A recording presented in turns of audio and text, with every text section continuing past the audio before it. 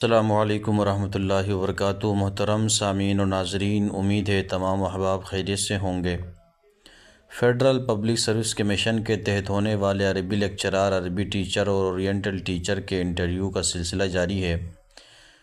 آج کی اس ویڈیو میں FPSC کے تحت عربی ٹیچر فیمیل کے جو انٹرویوز ہوئے ہیں اس میں پوچھے گئے سوالات اور ان کے جوابات آپ کے سامنے رکھیں گے۔ پہلا سوال جو پوچھا گیا ہے وہ ہے رابعہ بصری کے بارے میں کہ حضرت رابعہ بصری کون تھی؟ تو اس کا جواب یہ ہے کہ رابعہ بصری 8ویں صدی عیسوی کی ایک مشہور صوفی خاتون تھی جن کا تعلق بصرہ عراق سے تھا۔ وہ تصوف کی دنیا میں اپنی عبادت، زہد اور عشق الہی کے منفرد مقام کی وجہ سے مشہور ہیں۔ رابعہ بصری کی پیدائش غریب گھرانے میں ہوئی۔ ان کے والدین کا انتقال کم عمری میں ہو گیا، جس کے بعد وہ غلامی میں بیچ دی گئی، مگر اپنی عبادت اور بلند اخلاق کی وجہ سے آزاد کر دی گئی۔ اہم پہلو میں سب سے پہلے عشق الہی ہے۔ رابعہ بصری کا بنیادی پیغام یہ تھا کہ اللہ کی عبادت خالص محبت کی بنیاد پر کی جائے، نہ کہ جنت کے لالچ یا جہنم کے خوف کی وجہ سے۔ ان کا مشہور قول ہے، اے اللہ، اگر میں تیری عبادت جنت کی لالچ میں کرتی ہوں تو مجھے اس سے محروم کر دے، اور اگر میں جہنم کی خوف کی وجہ سے کرتی ہوں تو مجھے اس میں ڈال دے۔ رابعہ بصری نے دنیاوی خواہشات کو ترک کر کے اپنی پوری زندگی اللہ کی عبادت اور یاد میں گزاری۔ وہ اکثر راتوں کو جاگ کر عبادت کرتی تھی اور دن بھر روزے رکھتی تھی۔ رابعہ بصری نے تصوف میں محبت کے پہلو کو روشناس کرایا۔ ان کے مطابق اللہ سے تعلق صرف محبت کی بنیاد پر ہونا چاہیے، اور یہی حقیقی روحانیت ہے۔ ان کی تعلیمات سادگی، عاجزی اور اللہ کی محبت پر مبنی تھی۔ انہوں نے زندگی بھر شادی نہیں کی کیونکہ ان کے نزدیک اللہ کی محبت کے لیے ان کا دل کافی تھا۔ رابعہ بصری آج بھی صوفیزم کی دنیا میں ایک اہم روحانی شخصیت کے طور پر یاد کی جاتی ہے۔ ان کی تعلیمات محبت، اخلاص اور خدا سے قربت کی جستجو پر زور دیتی ہیں۔ دوسرا سوال جو پوچھا ہے وہ ہے حضرت بلال حبشی کون تھے، کس کے غلام تھے، کس نے آزاد کروایا؟ حضرت بلال حبشی رضی اللہ تعالیٰ عنہ ایک مشہور صحابی تھے جن کا تعلق حبشہ سے تھا۔ وہ بنو جمح قبیلے کے سردار امیہ بن خلف کے غلام تھے۔ اسلام قبول کرنے کے بعد ان پر شدید ظلم ہوا، لیکن وہ ثابت قدم رہے۔ انہیں حضرت ابوبکر صدیق رضی اللہ تعالیٰ عنہ نے خرید کر آزاد کروایا تھا۔ بعد میں وہ اسلام کے پہلے مؤذن بنے اور اپنے تقویٰ و ایمان کے لیے مشہور ہیں۔ تیسرا سوال پوچھا ہے، سب سے پہلے اسلام قبول کرنے والے 4 افراد کون تھے؟ تو سب سے پہلے اسلام قبول کرنے والے 4 افراد میں حضرت خدیجہ الکبریٰ زوجہ رسول اللہ صلی اللہ علیہ وسلم، پہلی مسلمان خاتون، حضرت علی المرتضیٰ جو آپ علیہ السلام کے چچزاد بھائی تھے اور سب سے پہلے بچوں میں اسلام انہوں نے قبول کیا، اور تیسرے نمبر پر صدیق اکبر رضی اللہ تعالیٰ عنہ آپ کے قریبی دوست تھے، پہلے بالغ مرد مسلمان ہوئے، اور چوتھا حضرت زید بن حارثہ، یہ رسول اللہ صلی اللہ علیہ وسلم کے آزاد کردہ غلام تھے اور پہلے مسلمان غلام ہیں۔ پوچھا سوال کہ گلگت بلتستان کا تعلیمی معیار کیا ہے؟ صحیح ہے، گلگت بلتستان کے تعلیمی معیار وقت کے ساتھ بہتر ہو رہا ہے، مگر کچھ مسائل ابھی بھی موجود ہیں۔ علاقے کے تعلیمی معیار کی خصوصیات اور چیلنجز درج ذیل ہیں، جیسے نمبر 1 شہری اور دیہی فرق۔ شہروں میں تعلیمی معیار بہتر ہو رہا ہے، جہاں جدید اسکولز، تعلیمی ادارے قائم ہیں، تاہم دیہی اور پہاڑی علاقوں میں تعلیمی سہولتوں کی کمی اور اسکولوں کی تعداد کم ہے، جس کے باعث بچوں کی تعلیم میں رکاوٹیں آتی ہیں۔ دوسرے نمبر پر اساتذہ کی تربیت ہے، اور ان کے معیار کو بہتر بنانے کے لیے کچھ اقدامات کیے گئے ہیں، مگر اس کے باوجود بہت سے علاقوں میں اساتذہ کی کمی اور تربیت کی ضرورت ہے، خاص طور پر غیر رسمی تعلیمی اداروں میں۔ تعلیمی سہولتیں اور انفراسٹرکچر۔ اسکولوں میں بنیادی سہولتوں کی کمی، جیسے مناسب عمارت، پانی، بجلی اور دیگر وسائل موجود ہیں۔ یہ چیلنجز دیہی علاقوں میں زیادہ واضح ہیں، جہاں اسکولوں کی عمارتیں بھی غیر محفوظ یا ناکافی ہو سکتی ہیں۔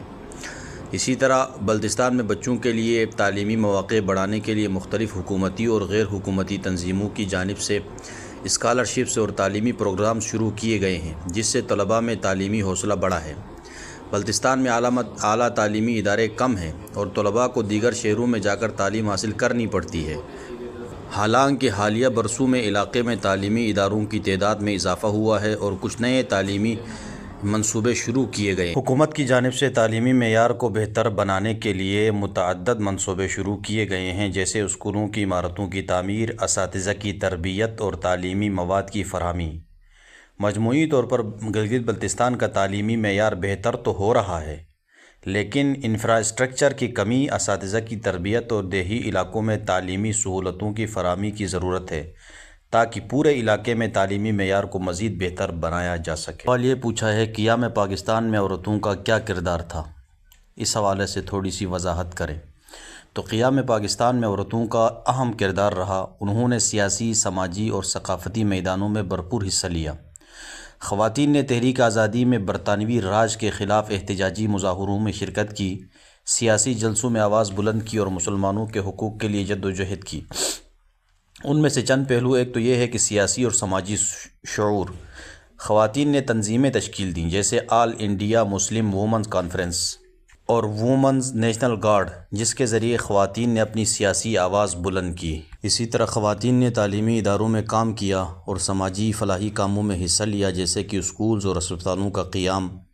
عام شخصیات جیسے بیگم نصرت موہانی، بیگم شاہنواز اور فاطمہ جناح نے قیام پاکستان کی جدوجہد میں مردوں کے شانہ بشانہ حصہ لیا۔ خواتین نے مختلف تحریکوں میں حصہ لیا اور قائد اعظم کے پیغامات کو پھیلایا جس سے ان کی حمایت حاصل ہوئی۔ یہ سب عورتوں کا پاکستان کی آزادی میں اہم کردار تھا جس نے انہیں تاریخ میں خصوصی مقام دیا۔ سوال جو کیا حضرت محمد صلی اللہ علیہ وسلم کی مہر پر کیا لکھا ہوا تھا، تو حضرت محمد صلی اللہ علیہ وسلم کے مہر پر محمد الرسول اللہ لکھا ہوا تھا۔ یہ مہر آپ صلی اللہ علیہ وسلم اپنے پیغامات اور خطوط پر استعمال کرتے تھے تاکہ ان کی صداقت اور سچائی کی تصدیق کی جا سکے۔ 7واں سوال پوچھا، شق القمر سے کیا مراد ہے؟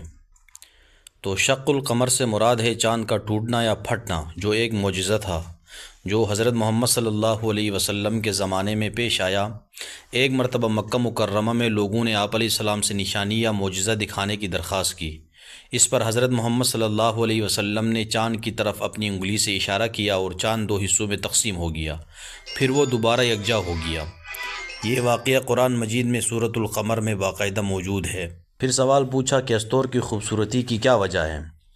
تو استور کی خوبصورتی کی وجہ اس کے قدرتی مناظر اور پرفضا علاقوں میں ہے۔ یہاں کے چند مشہور خوبصورتی مقامات میں سب سے پہلا نام دیوسئی کا آتا ہے، دنیا کی بلند ترین سطح مرتفع جو اپنی وسیع وادیوں، خوبصورت چراگاہوں اور رنگین پھولوں کے لیے مشہور ہے۔ یہ جگہ میدانوں کی سرزمین کہلاتی ہے۔ رما استور کا ایک خوبصورت پہاڑی علاقہ ہے جہاں بلند درختوں، برف پوش پہاڑوں اور صاف پانی کی جھیلیں موجود ہیں۔ یہاں کا منظر انتہائی دلکش ہے۔ مینی مرگ یہ علاقہ قدرتی خوبصورتی سے بھرپور ہے جہاں خوبصورت جھیلیں، سبز چراگاہیں اور بلند پہاڑ واقع ہیں۔ اسی طرح درلا جھیل ہے، قدرتی جھیل جو استور کے علاقے میں واقع ہے۔ اس کی خوبصورتی اور پرسکون ماحول سیاحوں کو اپنی جانب کھینچتا ہے۔ کالا پانی ایک تاریخی اور قدرتی اہمیت کا حامل علاقہ ہے جہاں صاف پانی اور نیلے آسمان کے منظر سے لطف اندوز ہوا جا سکتا ہے۔ یہ تمام علاقے استور کو قدرتی خوبصورتی سے بھرپور بناتے ہیں اور سیاحوں کے لیے خواب جیسا تجربہ فراہم کرتے ہیں۔ سوال پوچھا ہے گلگت کی شرح خواندگی کتنی ہے؟ تو گلگت بلتستان میں شرح خواندگی کا تناسب مختلف اضلاع میں مختلف ہے۔ یونیسیف کی رپورٹ کے مطابق گلگت بلتستان میں 31% بچے اسکول نہیں جاتے ہیں، جو کہ پنجاب کی شرح سے کم ہے۔ ضلع ہنزہ میں تعلیم کا رجحان سب سے زیادہ ہے جہاں 88.1% لڑکے اور 87.3% لڑکیاں تعلیم حاصل کرتی ہیں۔ اس کے بعد ضلع گانچے ہیں 81.2%، ضلع غیزر 70.6%، گلگت 78.4%، سکردو 74.3% اور استور 71.2% کا نمبر آتا ہے۔ ضلع دیامر میں خواتین کی شرح خواندگی انتہائی کم ہے جو کہ 11% بتائی جاتی ہے۔ حکومت نے گلگت بلتستان میں 2030 تک شرح خواندگی 80% تک پہنچانے کا منصوبہ تیار کیا ہے، جس کے تحت ہر تحصیل میں ہائر سیکنڈری اسکول اور ہر ضلع میں کالج کا قیام عمل میں لایا جائے گا۔ میں پوچھا کہ اسلام میں عورتوں کے حقوق پر بچوں کو اگر لیکچر دینا ہو تو کیسا لیکچر دیں گے؟ تو اسلام نے عورتوں کو اہم مقام دیا ہے اور ان کے حقوق کی حفاظت کی ہے۔ اگر اسکول کے بچوں کو اس موضوع پر لیکچر دینا ہو تو اس کے لیے درج ذیل نکات پر آپ روشنی ڈال سکتے ہیں۔ پہلے نمبر پر روحانی حقوق۔ اسلام نے عورت کو روحانی طور پر مرد کے برابر درجہ دیا ہے۔ قرآن میں ہے کہ جو شخص عمل صالح کرے، چاہے وہ مرد ہو یا عورت، وہ جنت میں جائے گا۔ اسی طرح تعلیم کا حق ہے، مالی حقوق ہیں۔ اسلام میں عورت کو تعلیم حاصل کرنے کا مکمل حق دیا۔ حضرت عائشہ اور دیگر خواتین صحابہ نے علم حاصل کیا اور دوسروں کو سکھایا۔ عورت کو وراثت میں حصہ ملتا ہے، اسے اپنی کمائی پر مکمل حق حاصل ہے، وہ اپنے مال آزادانہ طور پر خرچ اور استعمال کر سکتی ہیں۔ شادی اور خاندان کے حقوق۔ اسلام میں عورت کو اپنی شادی کے حوالے سے مکمل آزادی دی ہے، اسے اپنی مرضی سے شریک حیات منتخب کرنے کا حق ہے اور اسے کسی بھی قسم کے جبر یا ظلم سے بچایا گیا ہے۔ معاشرتی حقوق میں اسلام نے عورت کو عزت اور احترام دیا ہے اور اسے معاشرتی سرگرمیوں میں شریک ہونے کا حق دیا ہے، بشرط کہ وہ شریعت کی حدود میں رہے۔ اسی طرح حفاظت اور حقوق کی ضمانت۔ اسلام عورت کی عزت اور جان کی حفاظت کے لیے قانون وضع کرتا ہے، زنا اور دیگر زیادتیوں کے خلاف سخت سزا تجویز کرتا ہے۔ خلاصہ یہ نکلا کہ اسلام میں عورت کو تمام حقوق دیے ہیں اور اس کی عزت و احترام کو اہمیت دی گئی ہے۔ یہ حقوق معاشرتی، اقتصادی، روحانی اور ذاتی حیثیت میں ہیں اور اسلام نے عورتوں کی حفاظت کو اولین ترجیح دی ہے۔ یہ لیکچر بچوں کو اسلامی تعلیمات اور عورتوں کے حقوق کے بارے میں آگاہ کرنے کے لیے مفید ہوگا۔